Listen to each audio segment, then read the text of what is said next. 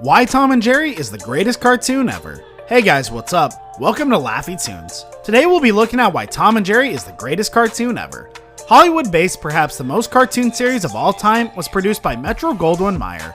From the 1940s to the present, Tom and Jerry cartoons, directed by William Hanna and Joseph Barbera, have thrilled millions. Gene Deitch and Chuck Jones, who also produced, turned out episodes in the 1960s, and the most current edition, The Karate Guard, was released by Warner Bros. In 2005. Starting in 1943 with the cartoon entitled The Yankee Doodle Mouse, the series has received 7 Academy Awards for short subjects and cartoons. Tom and Jerry's first episode. Tom and Jerry debuted in 1928 as a direct competitor to Walt Disney's Mickey Mouse. As shown in Pierce Egan's book, Life in London, published in 1920, the series title refers to the expression Tom and Jerry, which means fighting, drinking, and causing trouble.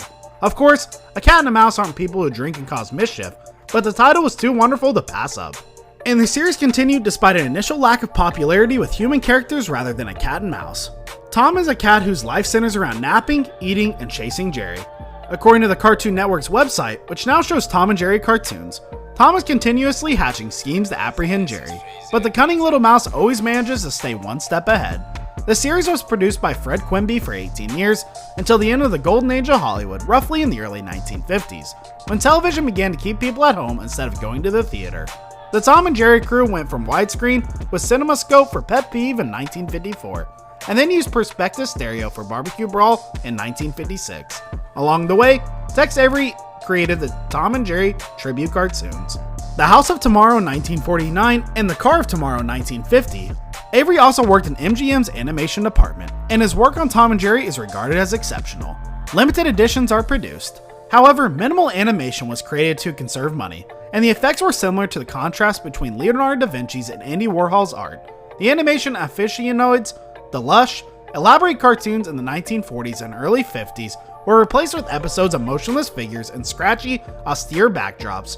Instead of watching the figure's face change as he spoke, you just see the lips shift. Gene Deitch then signed a contract to make 13 Tom and Jerry cartoons in 1961. Tom and Jerry didn't resemble the old charming Tom and Jerry of years past. Their charm, originality, and irrepressible qualities were had lost in the ink, if you will, using Czechoslovakian animators.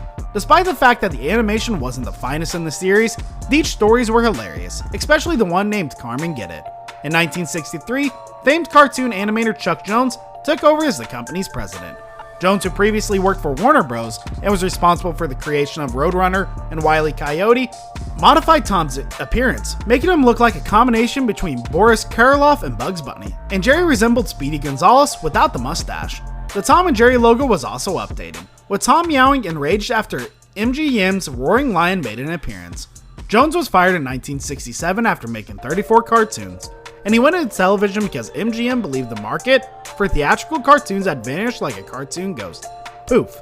After that, in 1975, Hanna-Barbera reintroduced Tom and Jerry for a new Saturday morning cartoon show, but the characters had to be recast and the violence toned down to appease studio bosses. Tom and Jerry were now friends who went on adventures and solved crimes together. Tom and Jerry Kids was released in 1989 by Hanna-Barbera, and it featured the cat and mouse as children. Finally, Warner Bros. Released The Karate Guard in 2005, which was produced by Joseph Barbera and Spike Brandt. The Karate Kid movie is clearly referenced in the cartoon. Fortunately, this episode feels like a throwback to the past. Hooray! However, if the series were to continue, it would have to be without William Hanna, Joseph Barbera, and Chuck Jones, who have all passed away. The Two Musketeers, 1952, and Mouse in Manhattan, 1945, both from the golden age of Tom and Jerry cartoons.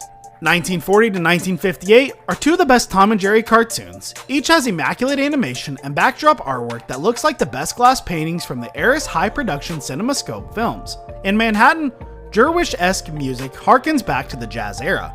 If you're getting on in years, you should probably watch more cartoons, especially ones with Tom and Jerry, the adorable cat and mouse duo.